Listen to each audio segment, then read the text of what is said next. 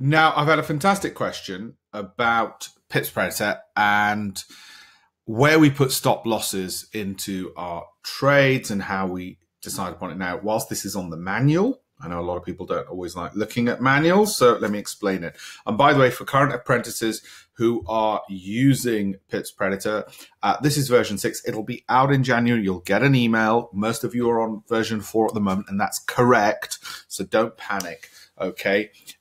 This is still my internal version, but it'll be sent to all the pipspredator users. Now, stop losses and take profit levels and so on. Just a quick summary to remind existing apprentices and everybody else who's not an apprentice who's looking at trading. Trading comes down to several things.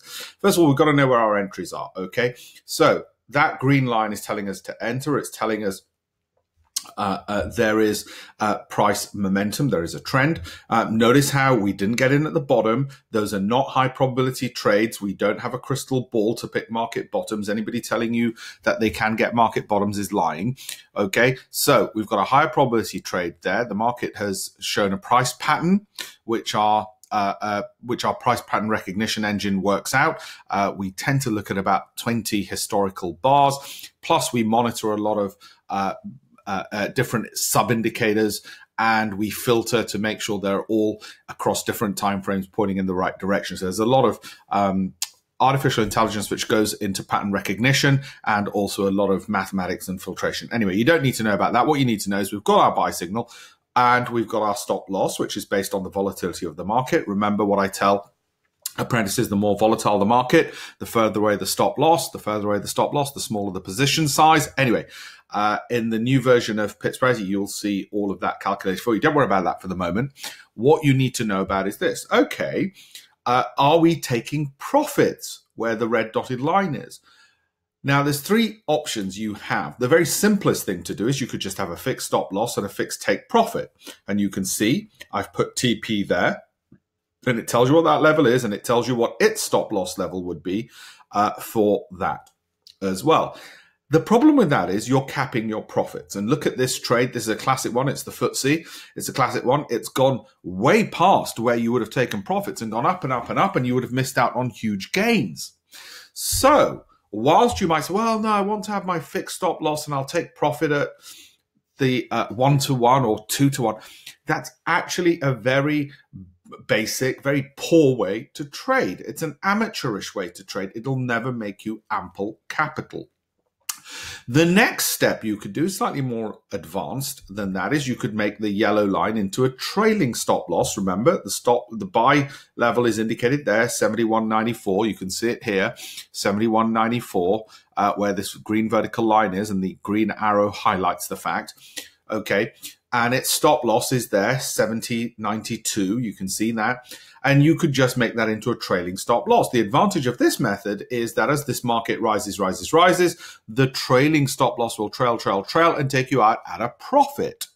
Okay, and it won't cap your profits. So again, you might think, oh, that's good. Now there's the third way, which is probably the most advanced and the best way. And by the way, the statistics are these. 40% of your trades, if you did 100 trades like this, let's say you got 100 signals like this at random, okay? 40% of your trades will end up hitting the stop loss because something will happen, Donald Trump will do a tweet, whatever it is, and you hit your stop loss. 40% will hit either your profit target because you had a fixed profit target or your trailing stop loss, and so you'll make a small profit. And 20%, had you not had the fixed stop loss but a trailing stop loss and limitless upside, 20% will be those really big wins like this one. This is going to be a big win, obviously, okay, because you can see the market rising up and up and up. So what's the third most advanced way? What's the way the hedge fund managers do it? What's the way I teach people on my trading webinars, okay? And that's this. What you do for that is you'll have the trailing stop loss. See this red dotted line? That's where we're adding to our winning position. Okay, and it tells you there, add 72.97.3. That's the add. Now, you've been told that at the time you got the entry signal. You would get told where that add position is, and you can even add a second position here. Now, what's the advantage of adding those positions, and would they have their own stop losses? Yes, they would. You can see it here.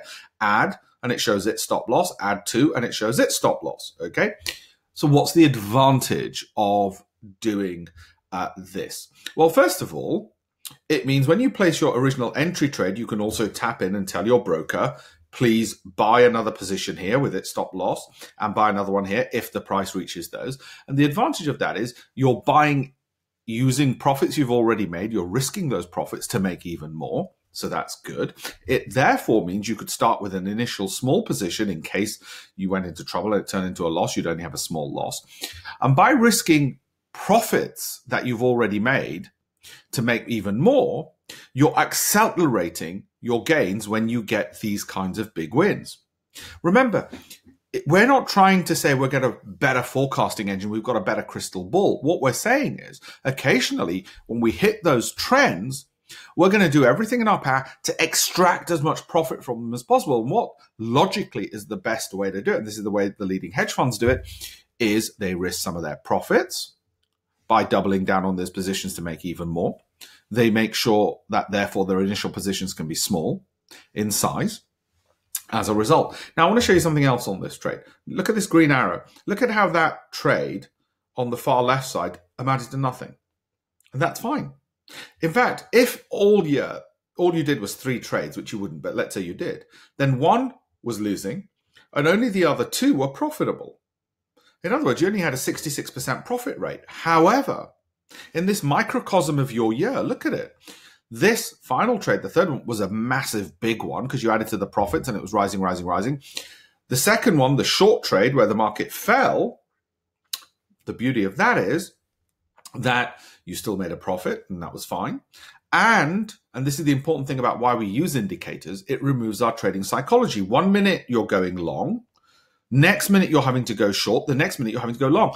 Trading psychology is one of the most difficult things because you're having to change your perspectives on a market and constantly monitor it and so on. So the other thing I want to get across to you is that in trading, you don't have to be right all the time.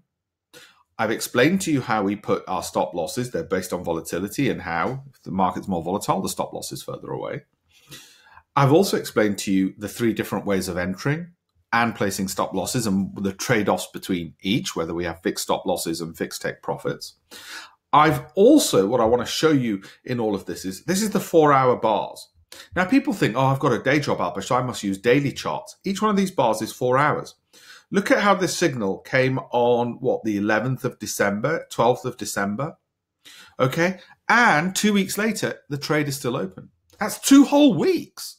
So you shouldn't be using a daily bar just because you've got a day job, just because the word day is in both. You should be looking at the 4-hour or even the 1 hour or even the 30-minute, okay? That is a good trade-off between enough time for a trend to develop and the number of trades, therefore the costs you'd incur. Why would you incur costs whenever you're trading? Well, the price between the bid and the offer, that's a cost of trading. You can see it there. Okay, let me just move that one-click trading out of the way so it doesn't block all of this. That's a cost of trading.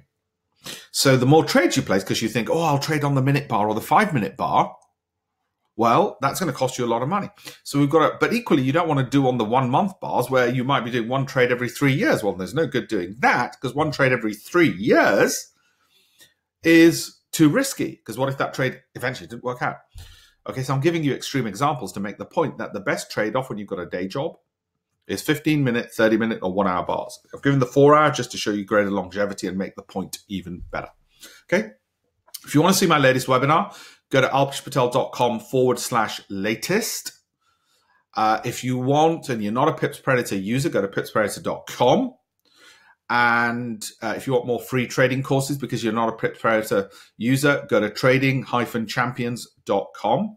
Of course, if you're a pipspredator apprentice, everything you need is on pipspredator.com, including the 12-week course and so on. If you like this software and you're not currently a user, go to pipspredator.com, okay, and it'll show you this as well. All this data that you can see here is live, real time, and it's free for life.